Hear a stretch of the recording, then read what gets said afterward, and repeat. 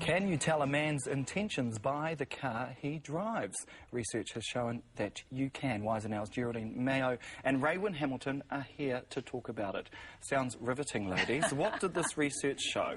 Well, it got us quite excited, really, so we wanted to know if this study, actually done in the University of Texas, was correct.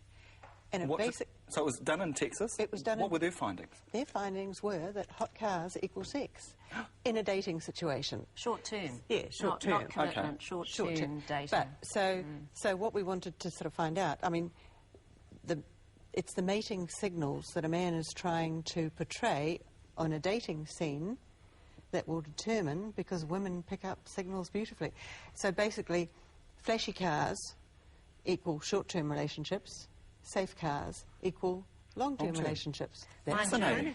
If your husband has just bought a Porsche, don't panic. No, this was dating over 40, wasn't it? Yeah. Okay, so those were the findings over in Texas, done by the University of Texas. What about your own research back home here? We found that here, New Zealand women take men more seriously in a good old four-wheel drive. Or a Holden. Commodore. Yep. Which did make me laugh because my partner drives a good old four-wheel drive. And I thought, oh well, he's serious. He's a real bloke. Yeah, we've got some still shots of the types of cars. This is a crisis car. What's meant by this? Yeah. That's the Porsche midlife crisis car. Yes, so that can be either in the dating scene. It equals I'm here for dating, and women actually pick up on this really well. They like the flashy cars too because they know what it means. Mm. Yeah, but it can be a crisis car or it can be a reward car. You know, I've got there, I can buy it. But Geraldine's got some ideas about that. That's a different car. This is the people mover. Yes, well, that's... Is that the I want to start a family car?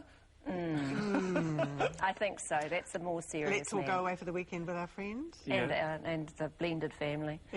Oh, hello. Oh dear. Yeah. We're back we to the go. Porsche, aren't we? We're back to the Porsche. And it does send a signal. That's what we found out, was that it's a very primitive... We're all very predictable and primitive. Yeah. What does it tell you? Well, I'm always suspicious of men who drive Porsches. I don't know why, but I just...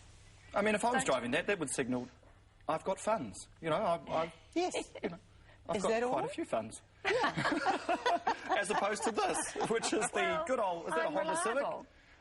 This is, the Honda Civic. The Civic's probably more seen as a women's car because they do short trips. Guys like bigger cars. It's just what they do. They take the long trips. So what do New Zealand women prefer? What's the preferred car? Honest, solid blokes. With the four-wheel drive or Like that Holden one? Commodore. But it's also depending on age.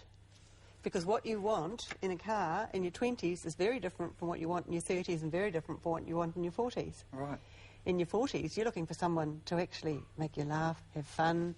You're not looking for someone to look after you financially.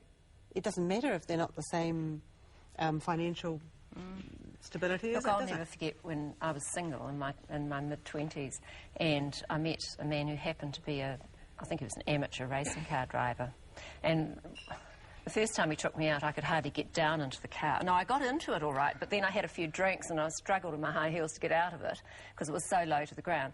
And then the second time he took me out, he had another car, and we were sitting at the lights, and this thing is going ka-thunk, ka-thunk, ka-thunk, and I'm thinking, there's something wrong with this car. The pistons, it's going to blow up or something. And then we took off, and it was like an aeroplane, you know, it just went vroom, and of course it was a performance car. Didn't impress. No. You know, didn't work. Coming back to the research, did these findings surprise you somewhat? Yes, they did. I just didn't realise how predictable we are. Because women pick up on that signal. Because if the first time you meet... Yeah, it is the mating dance. It's the mating strategy.